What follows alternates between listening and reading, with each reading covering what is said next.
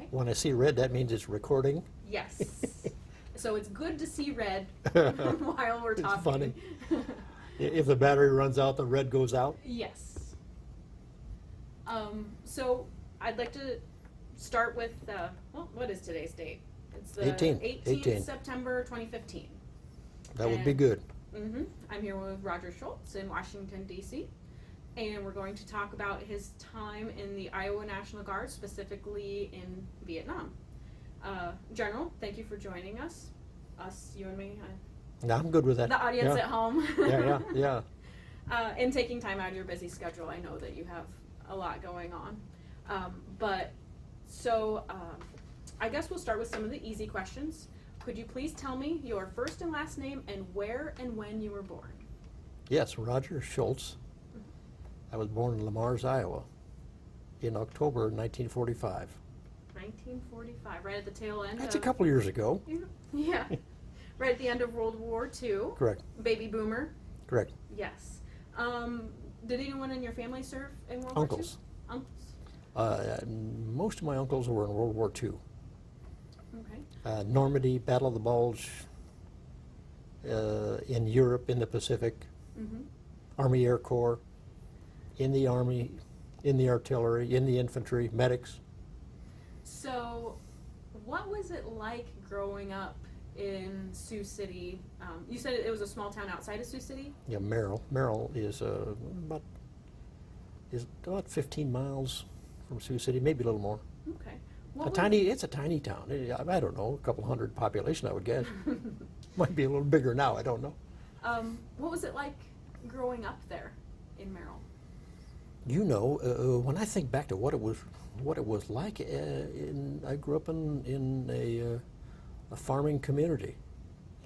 Life in rural Iowa is a place unto itself. I mean, you're not in the big cities. You don't have all the traffic. You don't have all the noise. It's kind of a simple way of life. At the time, I took for granted everything around Iowa, and the farm was like every other place in the world because I didn't have any perspective to know any better. So, out of that discussion, then with experience, obviously, some years in the military, you look at things differently only because everything is not like Northwest Iowa, and you're growing up days on the farm. So what it was like is for me a distant memory in many respects. It was really basic. Go to school in the morning. I went to grade school a mile from our family farm, so we walked to work, walked to school some days, and walked home from school many days.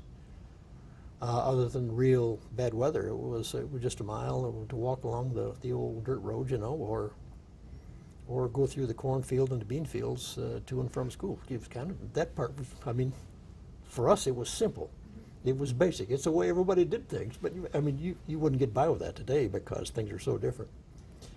Do you remember a time in your life when you said, yeah, this military thing's going to be for me? You know, interesting question. When I was a kid, I really didn't think about the military so much. I always wanted to be a mechanic. I grew up on a farm where if something needs fixing, then you fixed it. If something needs to be welded, you welded it. If you didn't know how to do something, you learned how to do it. I mean, so you become self-sufficient in many respects.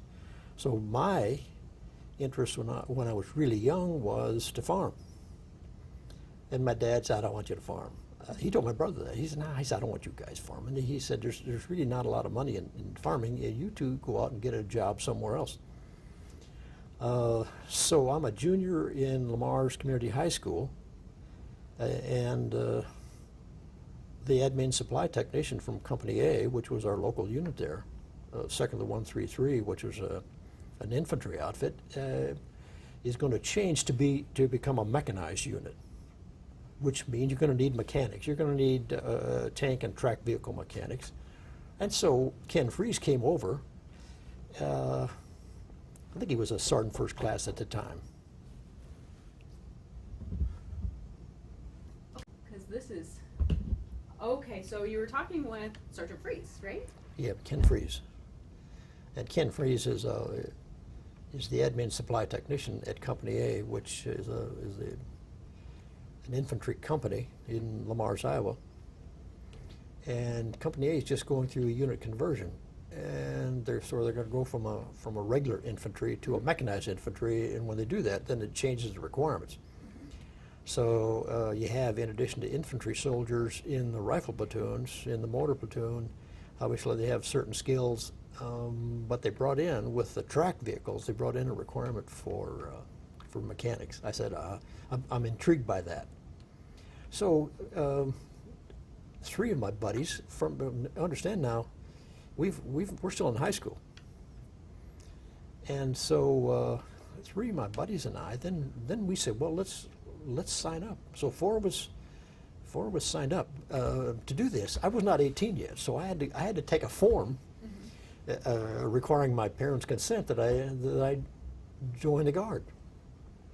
Now, what's interesting about this, prior to the time that I signed that form and took it home to Mom and Dad, we didn't talk about me being in the military. It wasn't a topic of a lifelong interest because I hadn't been exposed day to day to anything related to the military. I was a farm kid. I was perfectly content growing up on the farm.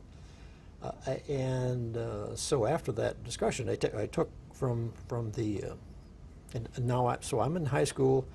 Ken Freeze gives us the forms. I take them home, and my mom said, "Where do I sign?"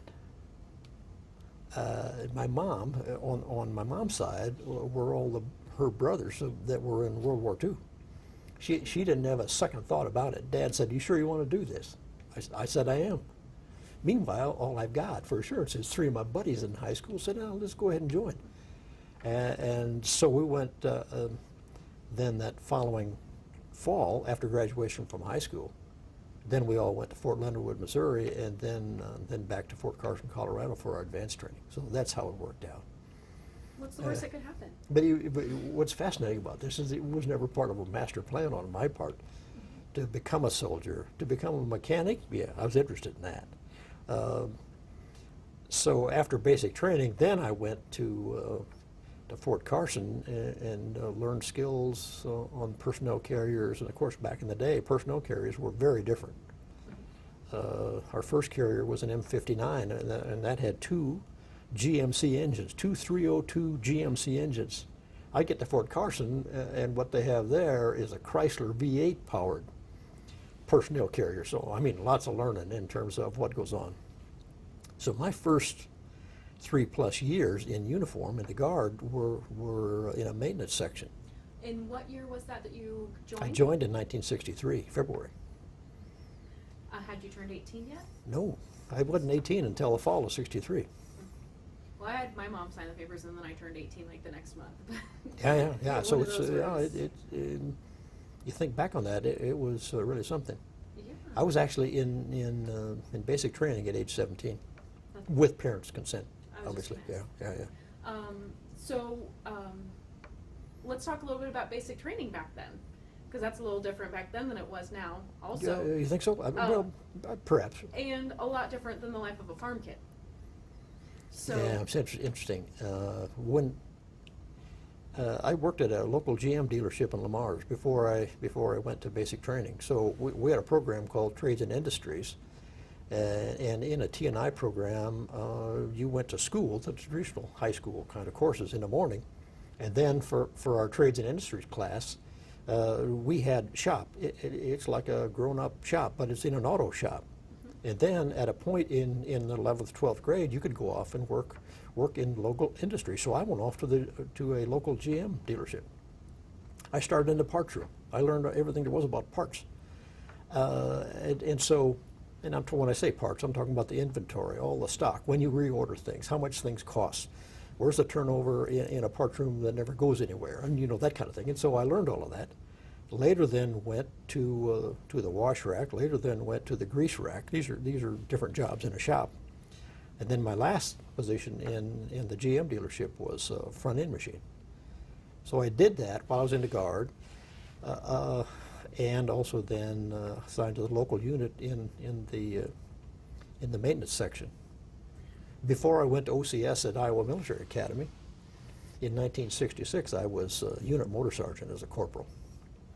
And so in terms of my own leadership experience, you learn what it's like to lead soldiers, obviously by doing it. And before I went to the military academy to Officer Candidate School, I had 3+ years in the ranks working with soldiers, which was for me a tremendous growing experience. Yes, definitely. It's always nice to have an officer who has had a little bit of enlisted experience. And you know, for people to see, you know, why is it better one way or the other? I'm not making a comparison. This is not a judgment on my part. For me, it gave me a perspective that stayed with me until I took the uniform off, and that's almost 43 years later. So, when you were a motor sergeant, what made you think, I'd like to maybe become an officer? No, yeah, that's a story in itself, because I had no intention of being a commissioned officer. What I really wanted to be is an NCO. I really enjoyed soldiers. I liked it a lot. So, as we're going through the discussion, some of the lieutenants, the company commander, said, "Rod, you need to go to OCS." I said, "I don't want to go to OCS." "Why would I do that?" I don't know the dates for sure, but I think the company leadership, and I'm thinking maybe 3 or 4 people in a company at the time were most influential in me. And when I say that, I'm talking about a year. This crew worked on me for at least a year before I signed up to OCS. I'd been to Camp Dodge. I'd gone through the tactics committee support activities. I knew what it was like to be a candidate from a distance, an officer candidate. I knew what that was like. And I also knew that I didn't want to do that because it's hard. And I wasn't certain that's what I wanted to do as a soldier anyway. So anyway, they finally convinced me to sign up for OCS. So I went to the military academy at Camp Dodge and graduated in 1967. Class 10 of IMA.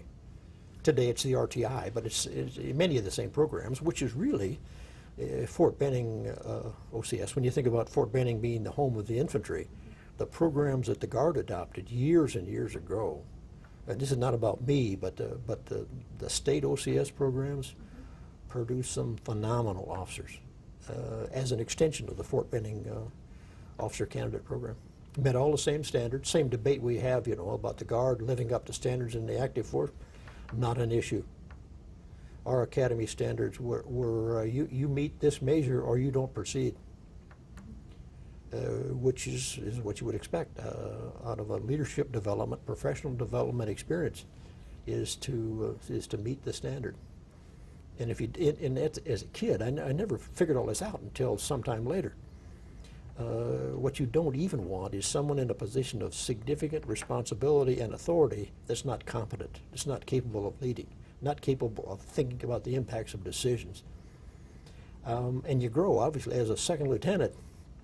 First thing you want to do when you get back home is find 4 squad leaders and a platoon sergeant that are willing to coach you. That's how you grow. And I am blessed. I mean, I had some soldiers around me. Some of these are non-commissioned officers now. Some of these are soldiers in the squads in the fire team. They coached me from the day I enlisted. So that's how it worked for me. I'm not saying it's a perfect model. I'm saying for me it worked. Do you remember a time in your life when you started hearing about this place called Vietnam? You know, it was it's going to be 1964, 65. There may have been some talk about it. But Company A was part of the 2nd Mech Battalion. We were selected to be a selected reserve force. So among all the Guard units, some were picked as a high priority unit. How's that? So we were drilling a couple times a month at least. And when you think about this now, I mean, I was a traditional soldier at the time. And so I'm a mechanic in the unit, but I'm also a mechanic in the local GM dealership. And so I worked that for a period of years. Then I left the local GM dealership to go to college in Morningside. And so while I'm in college, the spring of 1968, I'm going to say April, sometime, I get a call. My mom said, you probably need to come home. Your A company is called. Well, at the time, that's my first knowledge that we were being mobilized for active duty. But we didn't talk about Vietnam a lot, other than that we were a high priority outfit, which would, at least in my mind, would set the condition for at least anticipating you may go to war at some point, because that's why we were a high priority unit. We didn't talk about Vietnam a lot in my early days that I recall. Now, then after I left Morningside College to go to the infantry officer basic, then you get a wartime focus. Then you get into tactics, techniques, procedures as a second lieutenant. What do we expect? All these things. And so we learn these things in Benning, then with an understanding that you may go to war. And by the way, if you do, it's going to be in Vietnam. And so we used to have these little slogans, win in Vietnam. I mean, that's you could pick those things up all over Fort Benning. And so it was a win in Vietnam is kind of a mantra for all these things we talked about. As a kid, though, growing up, we didn't talk about Vietnam much. It's after we were mobilized that I recall being more aware of Vietnam and the potential of being assigned there. What I know it's somewhat of a common idea that a lot of people were trying to get into the Guard to stay out of Vietnam. I didn't join for draft-related reasons. But now, were there some in A Company? I'm sure there were. We didn't dwell on that very much. No, you understand now, this has been some years since I was a private. So I've probably forgotten some of this. But we didn't talk about that much. Why did you join? What are you doing? I really don't want to go to war. Didn't talk about that. And after a while, okay, so then you say, well, when did it finally settle in that you might go to war? Activated in May of 1968. And then reporting to Fort Carson was a different sequence. And I just need to tell you, when we were first notified, I mean, I'm a student at Morningside College now at the time. Battalion commander says, he said it's all a notice. He said, come down to the battalion headquarters. So Morningside's in Sioux City, battalion headquarters in Sioux City. So I went down one evening after the call from the battalion headquarters for an event with the battalion commander. And there were 13 of us that were not branch qualified. And we were all infantry guys. And so we were basically told, you're going to Fort Benning. Said, now you can agree to go to Fort Benning right now, or you can wait and be mobilized on 13 May of 1968 and then go anywhere in the Army.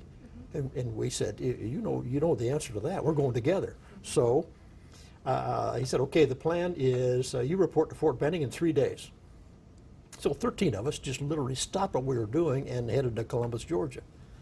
And we joined a rotation in infantry officer basic course that had already underway. So we were a week late getting started, which is something you don't want to do. So we go in there and we take all kinds of tests, get caught up, and then so we're part of a regular infantry officer basic rotation.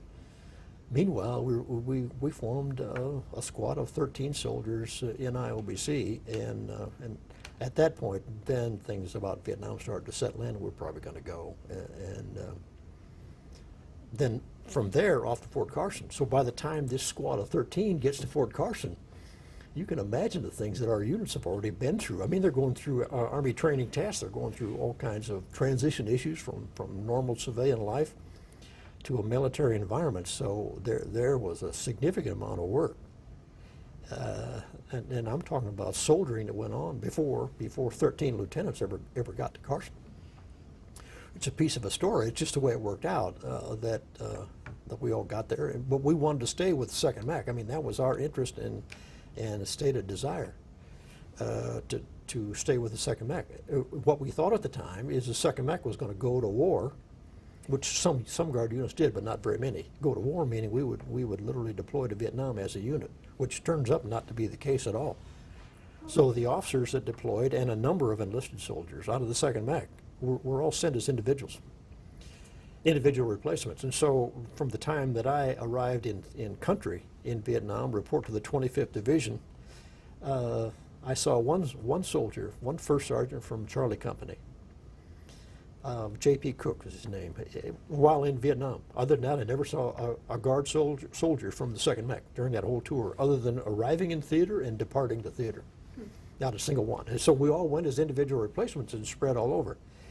I say that. Jim Lally was the S4 for a brigade in Dao Tiang, and so he would have been the officer that I saw on occasion. Jim Lally is a great soldier, and you got to put him on your interview list if he's not there already. How do you spell Lally? Lalley.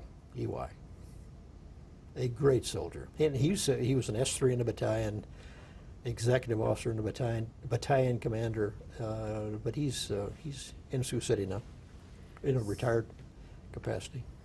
So were there any groups that did stay together, or was the 2nd Mech spread to the four winds? Spread, everybody spread.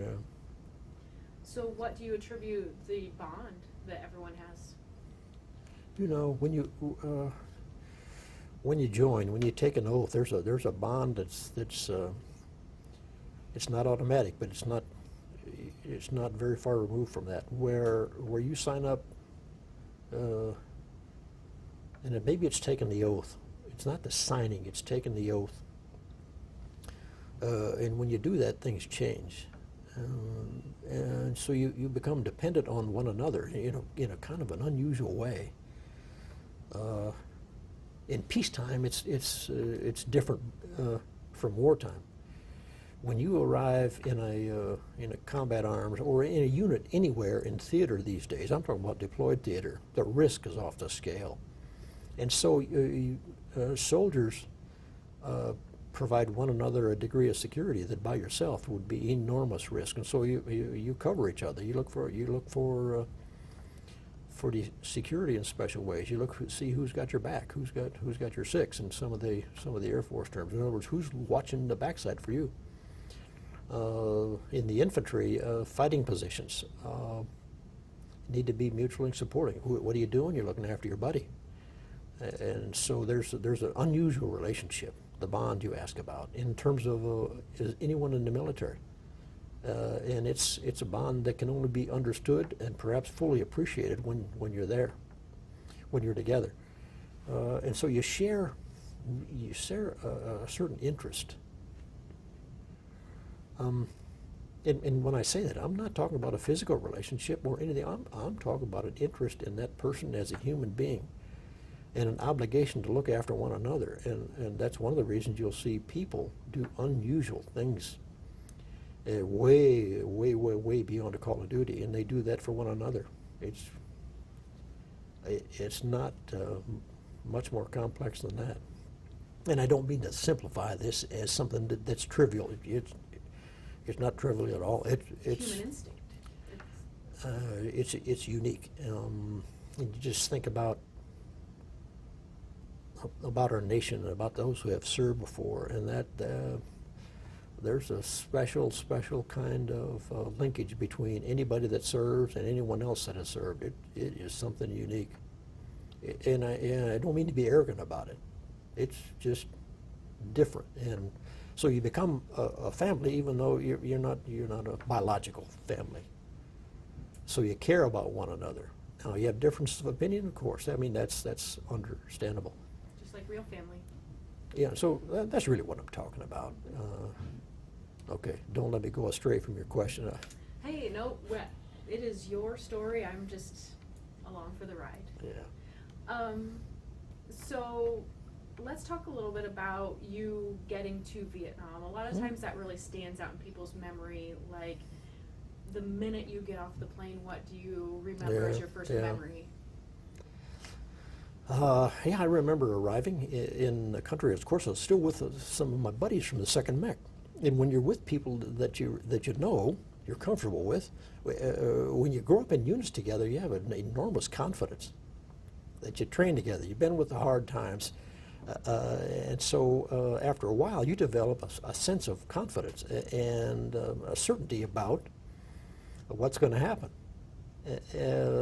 So we get off the plane, and we're still together now, and we're being processed through Benoit and going through all the routines, the orientations, and then the orders start to come in. And so when the orders come in, they say, Lala, you're going here, Gunderson, you're going, whatever that distribution might be, and the first thing you know, we're going different directions. And at that moment, you're all your own. You were by yourself. And so what you do, and of course you learn some of this, you grow up with it in the military, and that is you find new friends. You figure out who you want to get to know, who you really want to be a part of. So there's an orientation that takes place, and I can recall 2 or 3 separate training events, final transition before you go out to a unit. And this is all in theater orientation. About the enemy, about ambushes, about life in the jungle, that kind of stuff. And so after that, you pick up your orders, you go to division replacement, see where they want you to go, and so you pack up and go. So here I am. I've left Benoit. I'm in the 25th Division in Cu Chi, in the replacement center. And so I'm called over to division replacement, and I process. And I'm going to go to the Wolfhounds. I'm going to go to the 1st of the 27th Infantry, which is where J.P. Cook went. And so J.P. Cook's off in the Wolfhounds, and I'm heading to the Wolfhounds. Then I'm called back, and they said the Triple Deuce, 2nd of the 22nd Infantry, which was a mech outfit, is having some rough days up in Daotiang, and we want you to go up there. At the time, I didn't translate all this, and so what that means is I'm now being sent to the Triple Deuce to replace a couple of lieutenants who had just been lost. And so when I arrived in the company, there was a company commander and 2 other lieutenants. Everybody else was gone. So they were in need of lieutenant. The reason I was assigned to the mech outfit in the first place is because of my mech experience in the Guard. That's how you draw the connection between kind of the early days as a mechanic in the 2nd of the 133, which was a mechanized outfit. So I show up, and I end up in Triple Deuce as a mech outfit, and it was classic stuff. What am I talking about? Well, in combat, you don't have all the parts that you need. You don't have all the things that necessarily are going to help you keep all the track systems running. And so my mechanic days paid off big time in both. I was assigned to 2 platoons in Vietnam, a rifle platoon first, and then later as a scout platoon leader. And in both assignments, my Guard experience, my mechanic training, my days in 2nd of 133, growing up as a lieutenant, paid off big time for me. So while I'm in Daotiang, my first station for combat duty is with Company A, 2nd Battalion of the 22nd Infantry. So Jim Lally is an S4 for a brigade from the Big Red One, from the 1st Infantry Division. So after a period of time, we realized that we're in an adjoining mission area. So we'd get into Daotiang on occasion and hook up with Major Lally. Understand, he's senior to me by a margin. And the soldiers in the platoon that I led just loved General Lally. He was a major at the time. It was classic stuff about soldiers looking after one another. But we got a lot of our supplies and things from Jim Lally in the Big Red One.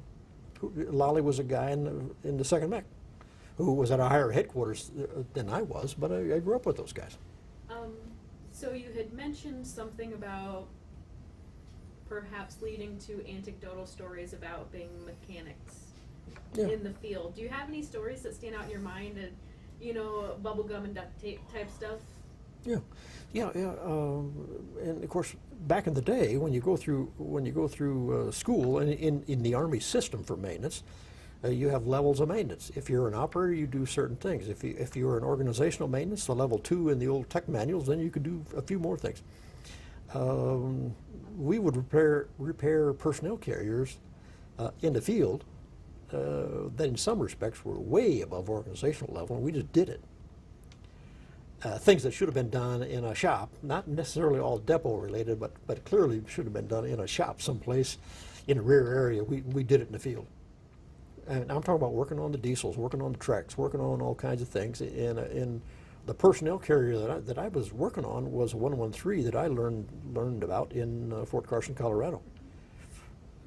Things are a bit different. You have a diesel engine, not the Chrysler V8. I mean, but the track system, I'm talking about the basic working mechanisms of a 113. I learned all that stuff in the Guard. I know this is kind of goes without saying, but I'd like to hear it come out of your mouth. Is why were you guys doing this stuff in the field instead of properly doing it the way you should at school? Combat's very different. First thing you realize in combat is there's nothing perfect about it. There's nothing pure about the theater. Parts don't come in as rapidly as they need to. And so sometimes if a system breaks, the quell shaft on a diesel engine, for example, I mean, there are just lots of things. You don't have time to go back to 2 or 3 levels of maintenance. You just don't have the time. If you're not able to fix the things I'm talking about, then your readiness rate, your operational rates will go way down. And so we did some things, and then by that I mean we didn't follow Army protocol, procedures in all cases, maintenance techniques. Did we violate something? Absolutely we did. And so you take on, this is combat expedient, and of course there's some risk in doing that, because we're not violating all the Army standards of maintenance, but we're pushing the margins pretty good by doing the things we did, because I don't remember a battalion headquarters maintenance visit to our unit. We're in the woods, we're in the field all the time, and the last place that some of these guys want to be is out there with a bunch of maneuver folk. They don't want to do that; it's too risky. Bring your track back to a base camp somewhere and let us fix it. No time. So we weren't reckless about it, but that's how we did it. I mean, some of this is just expedient kind of things. Did you ever find yourself acquiring parts that maybe another base didn't Could need? you? Yes. Trading like sea rations for carburetor, that kind of stuff? We traded, I don't remember all the details, but we picked up a minigun. That meant a minigun could only come from a unit that were authorized those. Probably aviation someplace, I don't know. But anyway, we found a stray, we had one in our company, had a minigun, which is a very rapid firing kind of weapon. I'm talking about hundreds of rounds a minute back in the day, which is quite a few. So we'd trade a minigun for a caliber 50 machine gun. We had, all of our tracks had at least 3 machine guns. So you'd have for the main gun, you'd have a caliber 50, the old M2 machine gun. And then we'd have a couple of M60s on the side. So in the back, when you think about the hatch on a personnel carrier, we'd have M60s in the back of that little guy. So we had enormous firepower. And the thing that's different about a mech outfit is we carried thousands of rounds of ammunition,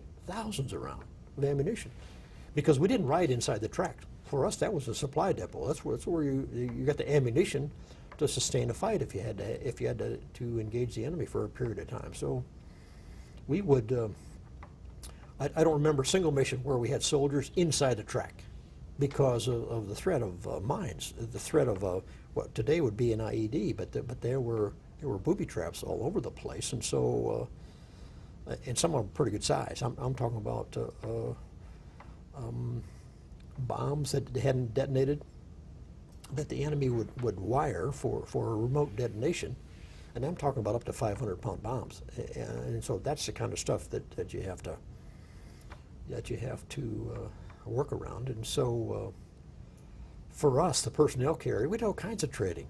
Now, was it all perfect? Was it all pretty? No. Did it violate the rules? Yeah, it violated the rules. You weren't supposed to do this stuff. The supply system wasn't set up to do this stuff.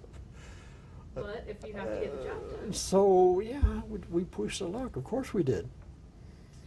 So actually, an APC is a misnomer because it was not actually a personnel carrier. Yeah, and so some of our drivers would actually they'd worked up a little mechanism. They wouldn't even sit down in the driver's hatch, but they would use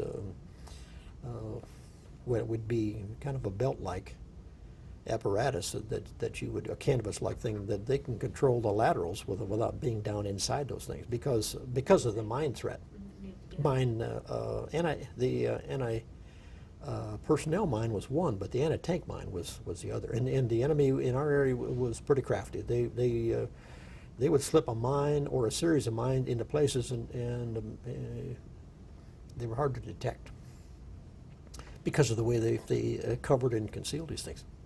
What was your main area that you covered? Well, if you think about Saigon, you probably heard of Saigon. We're northwest of Saigon. We're north and west of Cu Chi. So 8 miles, I don't remember how far we were from Saigon, but if you just think about that, from Saigon to the northwest, Dao Chiang was a major installation. Tinian was another major installation. So in terms of square miles, I'm not sure what that was. With a mech outfit, though, you can cover lots of ground, and so we had a pretty good sized area of operation. Yeah, that's I was going to ask. Were you ever on a specific in the rear, or were you always moving? Never in the rear. In Vietnam, I elected not to. They wanted some of us to take R&R at a period. I said, I'm not taking any R&R. Rest, recuperation, kind of thing. I'm not doing that. Because you turn up on a rotation after so many days, and then you can rotate. So I gave my R&R slot to one of the other soldiers who I thought really needed to go worse than I did. What I didn't know at the time is that I wouldn't put a full year in country, only because from the time I arrived in country until the time our unit was actually deactivated, demobilized, I didn't get a full year. So I have a tour with the rifle platoon, and then I'm off doing a scout platoon, and I get orders one day. It says, "Happy Thanksgiving, you're going home." I had no idea that was. When you're in a daily combat routine, you're pretty focused. You stay focused day and night. 7 days a week. I can recall in my tour. Understand now, I didn't put in a full year. In my tour, I think we had a 2-day stand down. Maybe that would have been about it. The rest of the time, we're in the field. How long did your tour end up being then? I don't know. From late March to late December, or late November. I actually was back at Fort Carson by the 13th of. So it would have been early. I don't remember when I got back to Carson. It might have been Thanksgiving. It was short. Your first rotation was probably 6 months, and they probably intended on having you another 6. It got cut short. Well, it would have been probably about 7, 8, maybe 8. Jungle School might have counted for some of the time, but anyway, it was a short tour. But you had made it home by Thanksgiving. Yeah, I made it. Yeah, just home. Yeah. So let's talk a little bit about. Did you do one tour in Vietnam, or did you return later? No, just a tour. Okay. That time, and then back to Fort Carson, and from Fort Carson then back to northwest Iowa, and we were demobilized. We were deactivated 13 December of 1969. Merry Christmas. Yeah, so that's how it worked. I do want to ask a couple more questions about your time in Vietnam. Yeah, okay, just fine. about life in general. So being in the field, what was your eating situation like? How did you get your rations? Yeah, we didn't. If you got a hot meal a day, that was kind of a neat deal. Couldn't always do it. And see, we had the old C rations. C rations are kind of an early cousin of the modern day meal ready to eat kind of thing. High in calories, but I mean you clearly sustain yourself with a C ration, and we kind of figured out the ones that we liked more than others, and so you kind of knew which meals you could pick. But anyway, hot meal would be neat, but we didn't always get a hot meal. Sometimes for periods at a time, but our battalion was pretty good. This is Triple Deuce now, 2nd to 22nd Infantry. Tried to get a hot ration to the units every day if you could. But that's how it worked out. Was it the APC that it gets pretty hot under the hood and you can put your C rations on there? and get Yeah, warm? there's a come off that radiator. You can put your C rations lots of places and warm them up. We used to take C4, which is an explosive, and you have to be a little careful with this.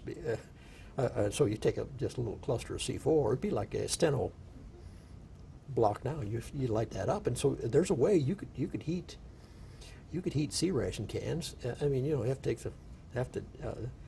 the lid off, that kind of stuff. Yeah, we used to do all that. I mean, it's a little risky only because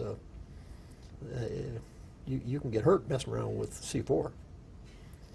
I don't. Yeah, I talked to a gentleman and said, just take a little pea size of C4, and then he told me the whole recipe and how he. Yeah, and then you light it. You essentially just light it, and it burns, and so you get enough flame off that to warm a C ration. We did the same thing. We'd take a C ration can, have a little water, put water in that little can, and you could warm water for a little coffee. It's all field expedient stuff, and not that it's ever really total comfort, but I mean you learn to work with things that are kind of acceptable. Did you ever have a moment while you were in the field? You were mentioning something like the booby traps and that kind of thing. Did you ever have a moment that was like Oh yeah. I had more than I should. I have no idea how I ever got out of there. I probably can't even explain it. I don't know. I mean, one day I think I quit counting. Right? One day we had 90-some booby traps, and didn't have. I mean, we I suppose a certain amount of luck, certain amount of skill, certain amount of seasoning for having been in combat long enough to just be really, really sensitive to when there's a booby trap and when there's not.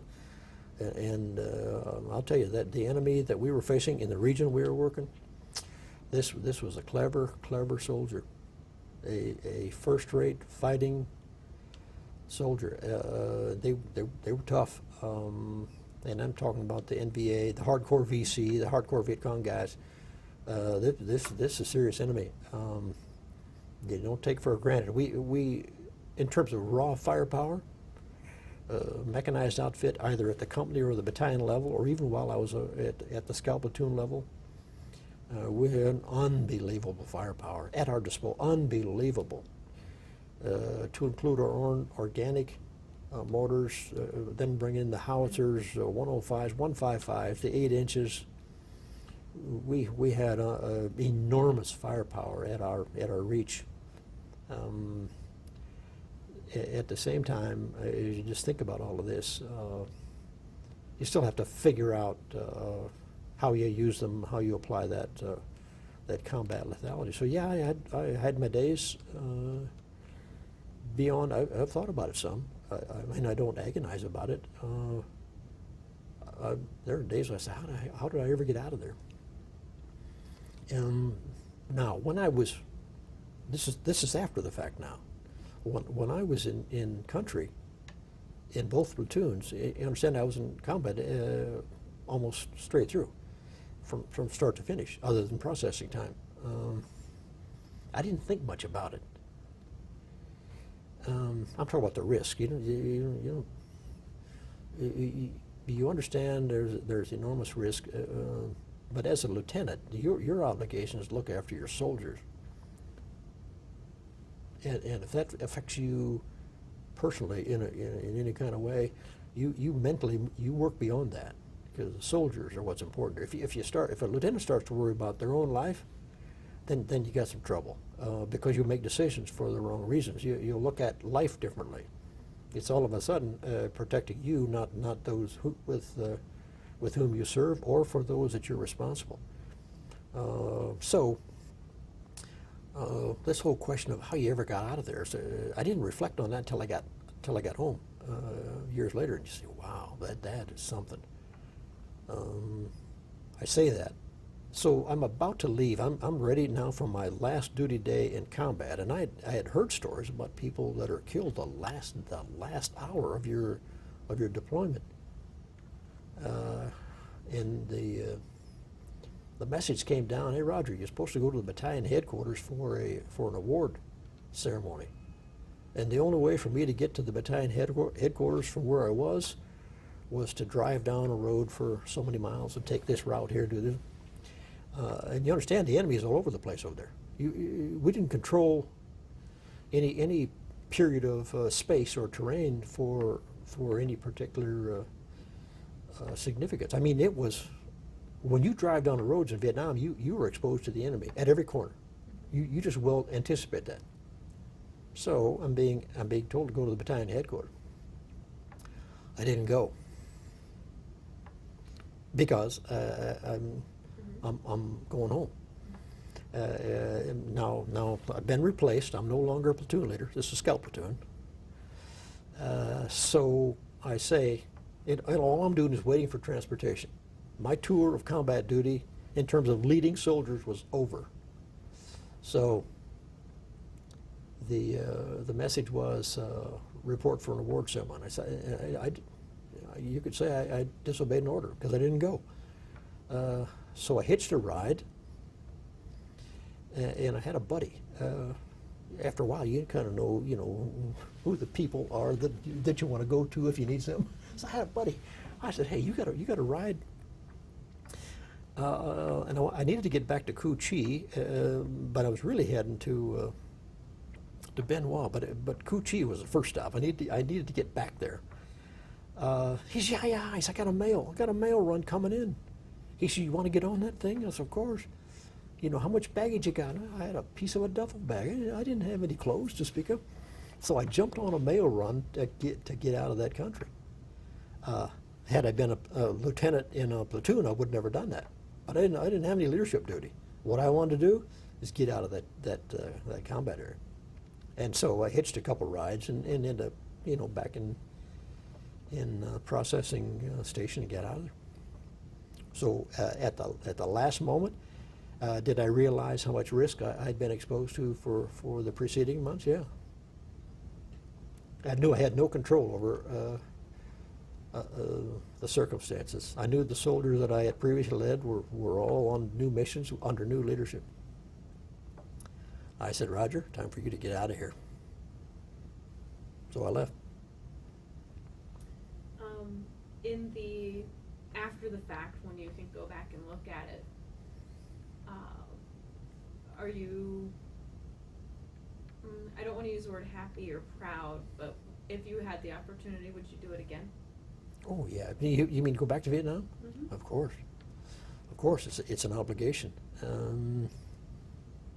Now, what can you predict? Well, the answer is you can't. And so you say, well, what if you'd have been seriously wounded? And you just can't. You just can't think about that. I mean, I had some buddies that died. Close friend, the soldier that talked me into going to OCS at Corp Tyndall. So here I am. I'm now going to jungle school from Fort Carson. I go to jungle school in Panama.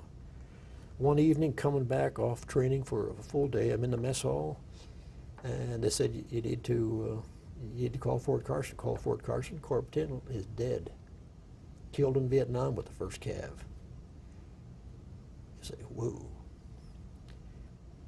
And so, as you think about that person, beautiful wife, kid, just a tiny young family. Corp Tyndall was a mentor of mine, and I won't see him again for a while. Special guy. But I want to tell you about this soldier. Corp Tyndall died. He's in an infantry platoon in the 1st Cav. And he died trying to save another soldier. Same kind of thing where close contact with the enemy, and Corp crawled out to save a fallen soldier and got shot, trying to recover that lost soldier. We say in the Army, never leave a fallen comrade.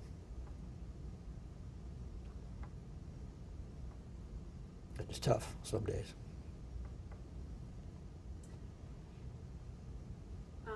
So he was a Sioux City guy?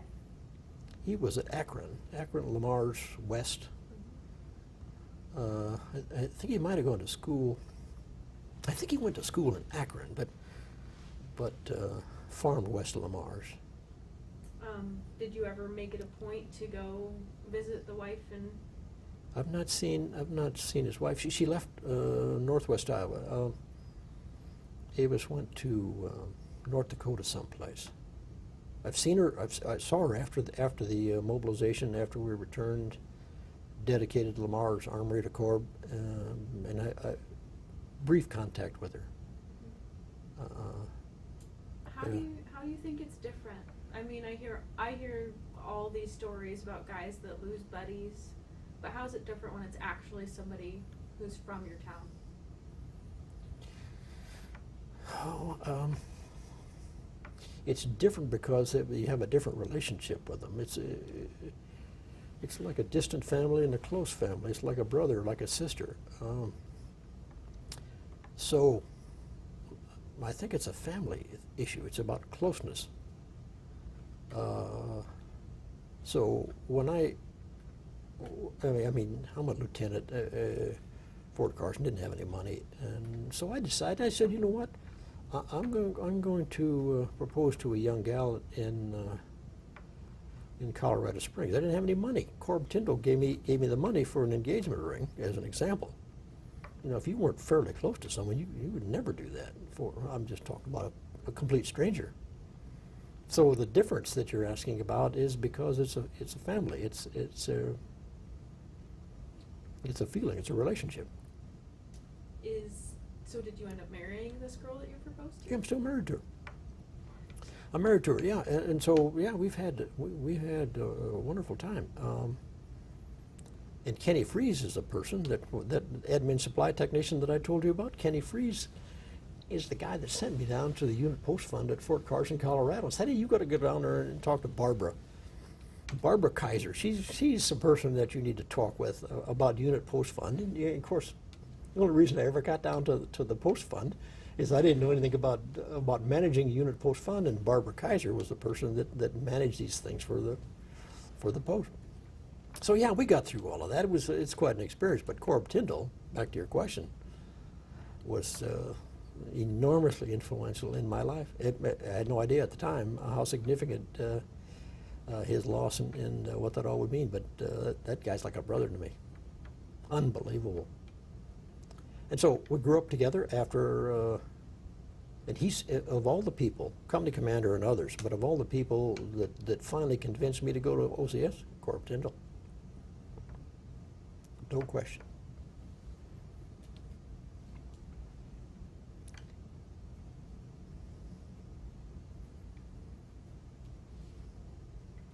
That name sounds so familiar. Tyndall. Family farm. Yeah. I didn't know the rest of his family. His brother's still up there, I think, in the area, or was the last I knew. Yeah, so on my way then, I'll finish this story. On my way from jungle school, we just finished jungle school, you know, and all the guard guys that were together with us, and I made jungle expert. What you don't want to do is go to jungle school and not be certified as a jungle expert. So anyway, you come off, and you've been through this, you know the deal. So you've completed something that's pretty tough. Rigorous, so you feel really good about that, and then as we were about to depart Panama, you know, I get word that my buddy's dead. So on our way then to Vietnam, we stopped by Colorado Springs, only for a brief stay. But before I got to Colorado Springs, I went to Lamar's to Corb's funeral. So that's the transition, and it is cold, cold, cold. As you think about, okay, Roger, you're about to report to that same theater. So, buddy, what you might think in terms of a prediction for how things are going or what the combat's going to be like, you have no idea. So, I mean, it's easy now to it's easier to reflect now that experience is over, but at the time you have no idea. So there's a good bit of unknown, back to your previous question. Mm-hmm. Would you do it again? I'd do it again in a second. And it's not about a career that's really kind of special. Not about that at all. It's about an obligation to serve with others. And there's an unusual kind of environment in the military. When you sign up in the military, you're joining a class of citizens that is something unique. How about the old question, if you could give your young lieutenant self some advice, have him come into this room and tell him something, what do you think you would advise him? I'm not sure it's a single thing. I had the good fortune to be with some great mentors, and I tell stories about having grown up through the ranks. And of course, I worked at virtually every level of leadership, command that there was. And I would say listen to those around you, learn from those around you, listen to your NCOs, make sure you know what soldiers' lives are really like, challenge the soldiers, admit you don't know it all, be true to your priorities, understand the oath. I'm giving you a halfway complicated answer to a real basic question. Be really, really careful about your own view of your competence. Soldiering, in my mind, is pretty fundamental kind of work. But when you dedicate yourself to those around you, you'll change. And you'll learn early on it's not about you, not about you at all. And so after a period of time, as you grow, as you mature, as you develop in your leadership skills, then you can help others, and you can help them in huge ways. But understand that you don't know it all. Kind of. I would say be willing to learn. Be curious enough to learn about things you've never heard of. Most of what I'm talking about in terms of lieutenants' effectiveness, relationships. But don't even think you're really good. Let the soldiers figure that out. And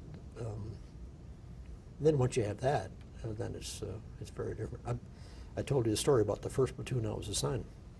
When I got to Vietnam, I told you that the unit had just lost lieutenants, and so I'm just filling in one of the blank spaces. So I report to Company A of the Triple Deuce, and report to a rifle platoon, and those 4 squad leaders and that platoon sergeant didn't even care where I graduated from high school or what the source of my commission was. What they wanted was a lieutenant. Real basic kind of request on their part. And these are all active duty guys. Oh yeah. And so I report to this outfit, and in a short period of time, basically what they just adopted me is I'm one of the guys. What they really want to know is that you care about them. If you translate that and you listen carefully. Now in combat, there's some tough days, there's some tough nights. Sometimes you don't sleep at all. I mean, these are tough conditions. But if the soldiers have an understanding or an appreciation that you're with them, it changes everything. And maybe people make too much of this issue. When soldiers genuinely understand that you care enough to look after them, even if it's challenging, and I'm not talking about being reckless. I'm talking about caring about that person as a fellow soldier, as a human being. about who they are, about their differences, about their livelihood, about how you treat them in terms of, are you reckless with soldiers, or have you considered things like maneuvering instead of applying firepower? And this is a tough issue because you're literally talking about life and death kind of conditions and situations, and so you think about all of this, and soldiers can tell. I tell, of course, I served a fair number of years in uniform, and so I tell leaders that soldiers will figure us out in less than a half hour. Doesn't take long.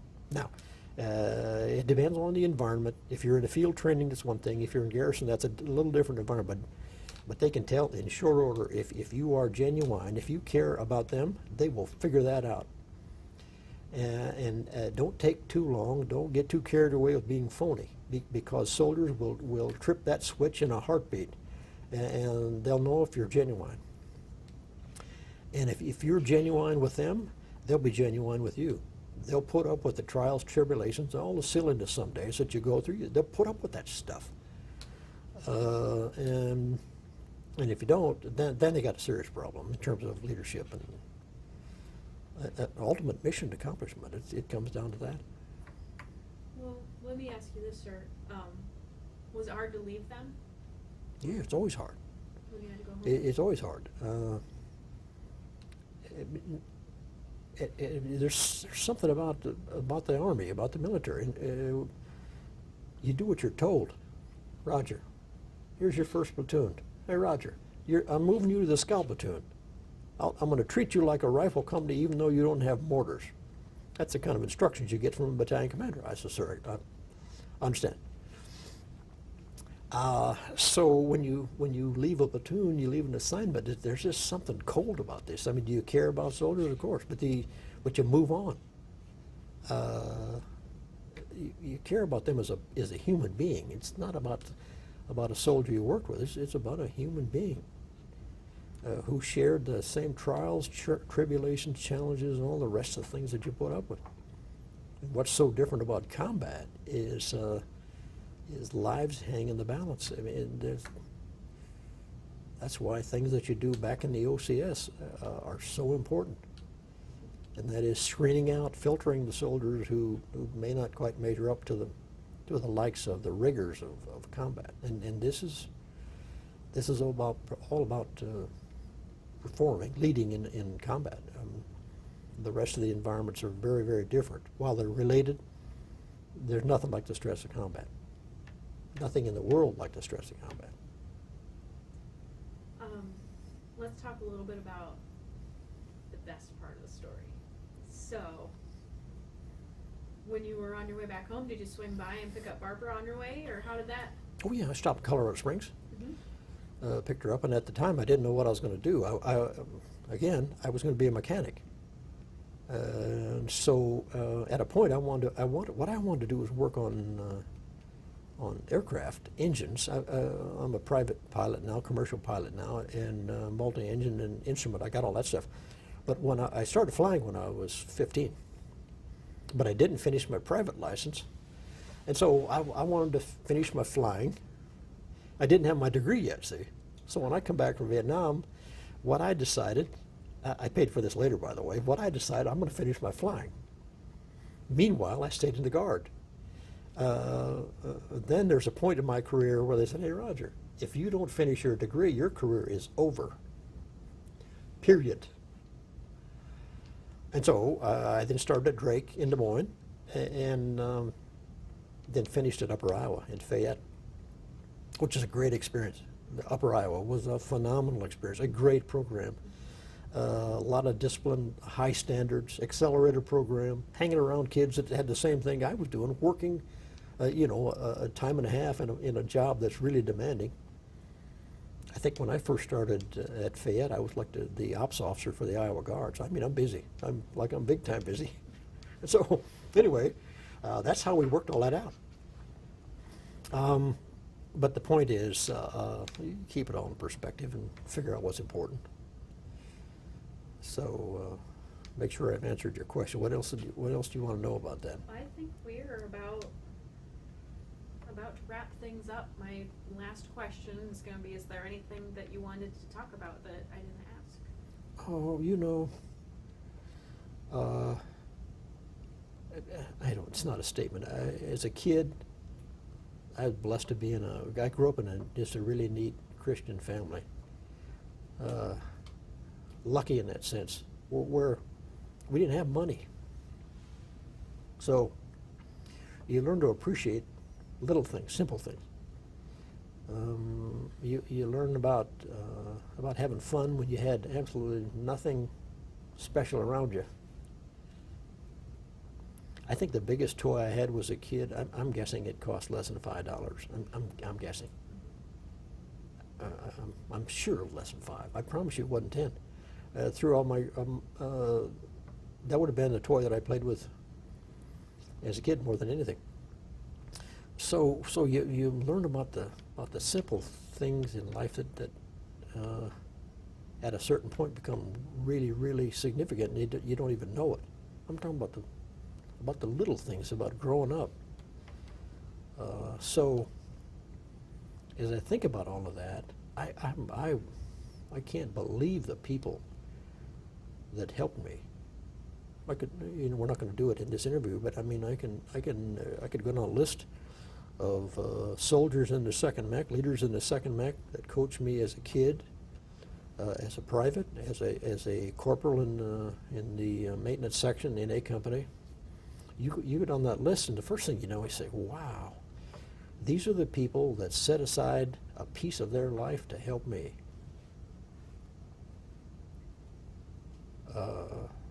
And so I think about that a lot.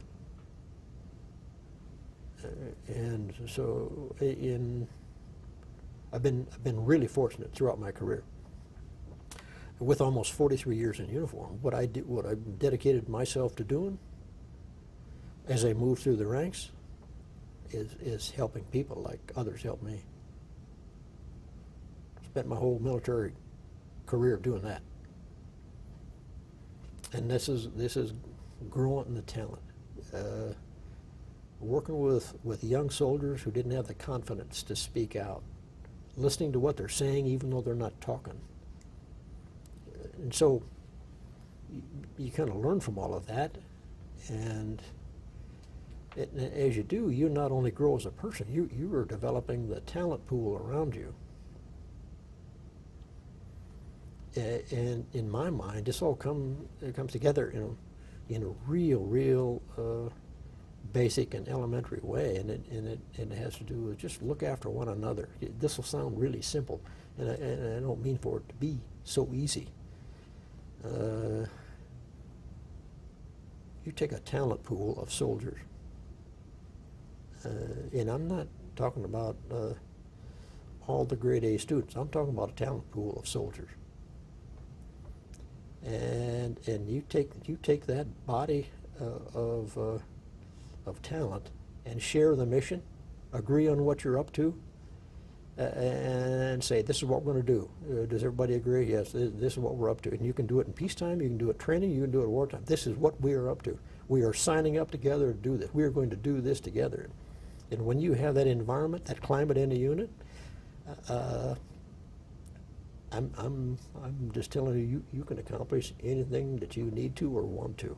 And you can do it in combat, and you can do it in peacetime. But you all need to sign up. And then as you start to do this, you agree on priorities. You agree to share the tough times.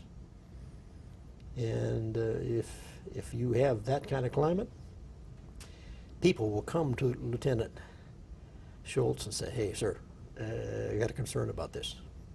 You understand what I'm talking about? A soldier will say, hey, sir, I got a problem with this. And I did it in combat, and when you're in a guard environment, that's one of the things that's unique about a guard outfit, and that is you grow up with lots of friends. So you're very open with one another. Hey, buddy, this isn't working. You sure you want to do this? I recommend this kind of thing. So you can have these kind of talks, you can have these kind of relationships without threatening everyone, without ending all the career. You just do it. That's one of the things about guardians. But it's really humbling. I mean, if you really want to grow, stand by to be humbled. because every day for you is not perfect. The question is, are you willing to learn in that environment? How committed are you to getting better? And then if you say to yourself, I am going to get better, I'm convinced I can do this, and here's what everyone else is saying about it. And as soon as you commit yourself to that, everybody will help you get better.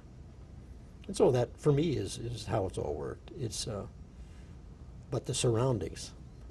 As I think about a career that I finished as the director of the Guard, it's not about me. I mean, I'll be on the organizational chart. I was a director for 7 years. No one else has done that in the history of the Guard. That's really not that big a deal.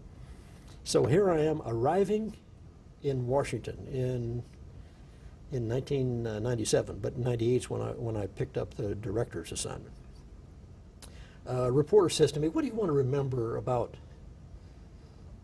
your tour that you're about to assume responsibility for in the Pentagon?"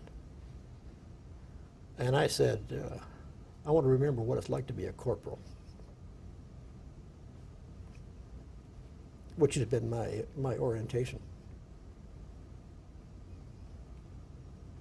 So to wrap up, I've been unusually blessed, fortunate, great people. My orientation obviously is in the Iowa Guard, Northwest Iowa, 2nd Mech. I led the 168, served in leadership positions in Boone, S3, I was the ops officer for Boone for the 34th Brigade, and then was the executive officer for the brigade. Then later the 34th changed to the 2nd Brigade. I commanded the 2nd Brigade in the 34th Division. In all of those assignments, I mean, the people, I'm talking about just the quality of the soldiers who we shared duty with. Unlike any other, it's a special group of people. So I'm proud to be a part of that. So, as I tell you these stories, not about me.